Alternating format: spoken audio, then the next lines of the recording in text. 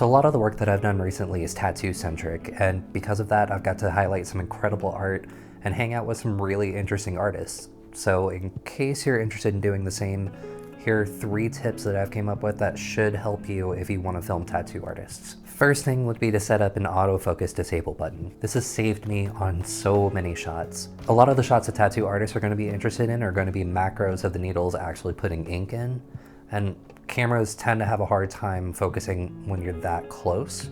So being able to disable autofocus after you set the focus initially makes it to where you can just stay the same distance from the subject and still be able to track it the whole way.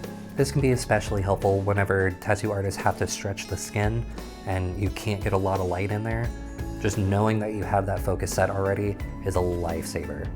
Which is a good segue into my next point.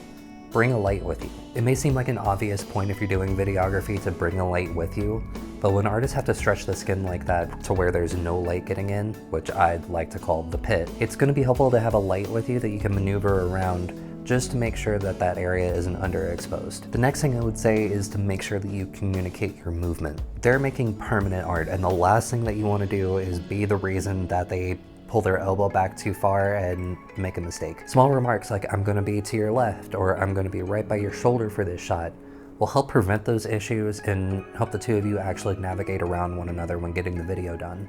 Last but most important as far as I'm concerned is make sure to highlight the artist as well as the art. Do what you can to include shots like the tattoo artist and client laughing after a joke they shared, or the tattoo artist being super focused on the details that they're putting in.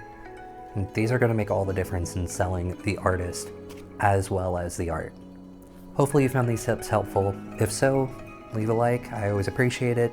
And if you make a tattoo video, put it down in the comments, I'd love to check it out. But that's all I got for now. Go make something cool.